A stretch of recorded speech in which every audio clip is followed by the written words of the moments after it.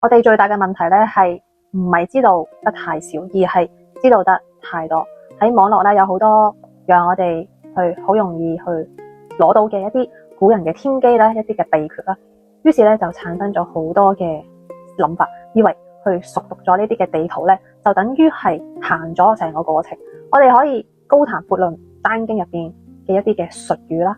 龍虎啊、堪離啊等等啊，呢啲身體咧就從來冇感受到一絲氣血嘅真實嘅流動，我哋嘅身心依然係好繃緊嘅。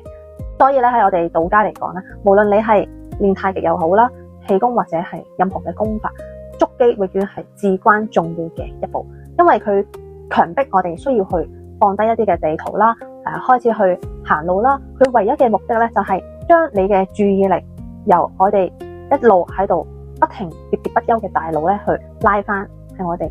沉默嘅真實嘅身體上面。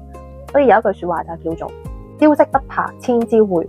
只怕一招精。將一個簡單嘅基本功做好，遠勝過你去談論1000次玄妙嘅道理。